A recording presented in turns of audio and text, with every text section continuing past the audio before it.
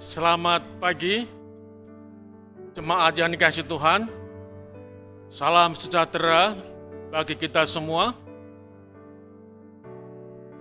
Pada pagi ini, kita bisa berkumpul kembali dalam acara renungan singkat Gereja Mahasiswa Tuhan yang ke-7 Jemaat Yosodipuro. Dan pada pagi hari ini, kita akan mengambil judul yaitu Jer Basuki Mawa Beo. Jer Basuki Mawa Beo. Saudara-saudara yang dikasihi Tuhan, sebelum kita memulaikan, kita akan lebih dahulu berdoa kepada Tuhan agar kasih karunia pengertian dari Tuhan boleh menjadi bagian kita masing-masing. Bapa yang di surga, kami bersyukur dan berterima kasih oleh karena kesempatan bagi kami untuk mempelajari sabda-Mu pada pagi ini sebelum kami melakukan aktivitas kami pada pagi hari ini. Memberkati kami dengan pengertian melalui kuasa Roh Kudus-Mu, demikian juga hamba-Mu yang akan ambil bagian dalam pelayanan ini, kiranya urapan Roh Kudus-Mu pun boleh menjadi bagian kami. Dalam nama Yesus kami berdoa dan mengucap syukur. Amin. Peribahasa Jer Basuki Mawa Beo ini artinya, kalau kita Indonesiakan, adalah untuk mencapai sesuatu, untuk mencapai suatu kebahagiaan atau kesuksesan diperlukan, yaitu pengorbanan. Diperlukan pengorbanan dan juga diperlukan perjuangan. Saudara-saudara yang dikasihi Tuhan, nah kata beo di sini bukan hanya berkonotasi materi, uang, biaya dan sebagainya, bukan. Namun justru beo di sini menjelaskan kepada kita bahwa ketika kita akan mencapai kesuksesan, kita nggayuh kebahagiaan, tentu kita perlu berjuang, kita perlu berkorban untuk mencapainya. Jemaat yang dikasihi Tuhan. Nah, pertanyaannya adalah, ketika kita melakukan Jer Basuki Mawa Beo, kadang-kadang kita salah langkah. Kita salah langkah di dalam mencapai kesuksesan, mencapai suatu kebahagiaan, mencapai suatu tujuan hidup itu. Justru kita mengorbankan apa? Banyak orang untuk mencapai sesuatu justru melakukan tindakan yang buruk, yaitu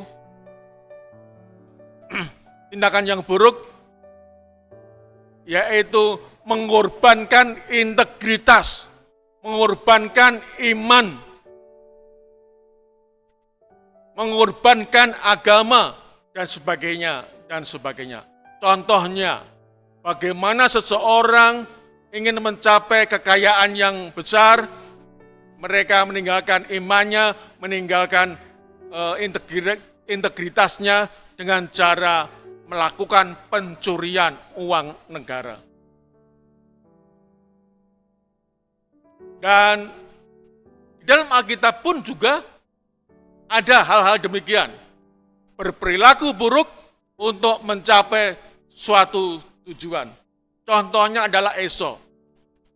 Esau kalau kita baca dalam Kejadian 25 ayat 29 dan 34, enggak usah kita baca aja nanti di rumah. Dalam Kejadian 25 ayat 29 sampai 34, di sana dijelaskan bagaimana dia mengorbankan hak kesulungannya hanya untuk sepiring kacang merah. Demikian juga dalam kehidupan Gehazi. Gehazi ini adalah seorang hamba dari Nabi Elisa yang melakukan modus penipuan kepada Naaman agar dia mendapatkan apa? Mendapatkan harta yang banyak. Mendapatkan harta yang banyak dengan melakukan penipuan kepada Naaman. Akhirnya Gehazi ini mendapatkan penyakit seperti apa yang dirasakan oleh Naaman. Jemaat yang dikasihi Tuhan, pertanyaannya adalah,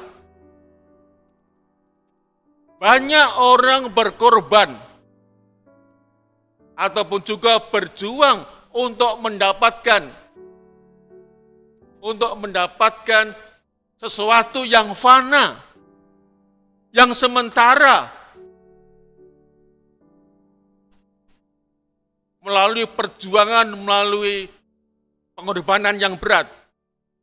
Pertanyaannya adalah, bagaimana dengan kehidupan kita? Apakah kita akan ada kerinduan untuk mencapai sesuatu yang bakal, sesuatu yang kekal, kerajaan surga? Sama seperti halnya kita ini melakukan hal-hal yang fana. Mari kita buka di dalam Matius 13. Matius 13 ayat 44 sampai 46. Matius 13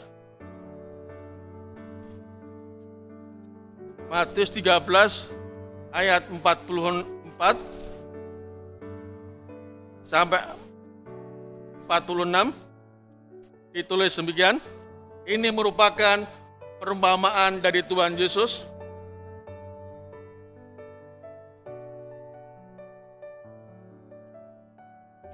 Dikatakan ayat 44 sampai 46, Matius 13, kerajaan surga itu seumpama harta yang terpendam di ladang yang ditemukan orang, lalu dipendamkannya lagi. Oleh sebab sukacitanya, pergilah ia menjual seluruh miliknya, lalu membeli ladang itu. Demikian pula hal kerajaan surga. Itu seumpama seorang pedagang yang mencari mutiara yang indah. Setelah ditemukannya mutiara yang sangat berharga, ia pun pergi menjual seluruh miliknya, lalu membeli mutiara itu. Jemaat yang dikasihi Tuhan, kita melihat bagaimana Tuhan Yesus ini memberikan perumpamaan bagaimana perjuangan, bagaimana pengorbanan dari orang yang menemukan harta benda, harta yang terpendam. Demikian juga bagaimana seorang saudagar, seorang yang mencari mutiara yang indah, dan setelah mereka mendapatkannya, mereka berupaya untuk mendapatkan hal tersebut, untuk mendapatkan mutiara, untuk mendapatkan harta yang terpendam ini dengan usaha, dengan segala sesuatu, yaitu apa? Perjuangan, pengorbanan yang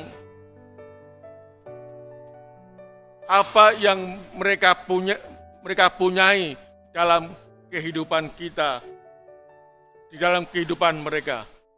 Jemaat yang dikasihi Tuhan, itulah gambaran. Kalau banyak orang berusaha berkorban oleh karena jerbasuki momobio, hal-hal yang fana, marilah kita sebagai umat Tuhan untuk mencapai kehidupan yang baka, mencapai kehidupan yang kekal. Apakah kita berbeda dengan apa yang kita lakukan, hal-hal yang fana? Namun saudara, kita perlu lebih di dalam perjuangan kita, di dalam pengorbanan kita untuk mencapai kerajaan surga, mencapai kehidupan kekal bersama-sama dengan Tuhan Yesus. Itulah sebabnya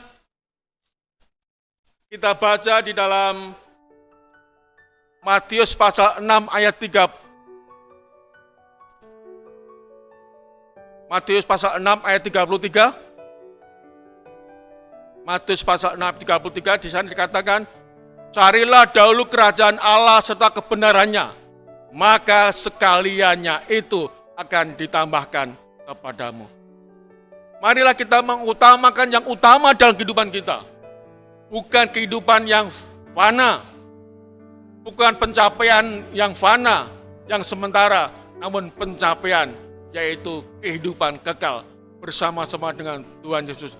Dan Tuhan Yesus memberikan kepada kita satu amaran, carilah dahulu kerajaan Allah dan kebenarannya, maka sekaliannya itu juga akan ditambahkan kepadamu. Artinya, ketika kita mengutamakan yang utama, ada bonus di situ. Sekaliannya akan ditambahkan kepadamu. Biarlah pada pagi hari ini, sebelum kita melangkahkan kehidupan kita untuk berkarya pada pagi ini, marilah dalam langkah-langkah kehidupan kita mengutamakan yang utama, yaitu kerajaan surga. Sehingga kita sebagai umat Tuhan boleh melalui perjuangan kita, melalui pengorbanan kita disiapkan untuk menerima kehidupan kekal bersama-sama dengan Tuhan dalam kerajaan surga. Selamat pagi dan Tuhan memberkati. Amin.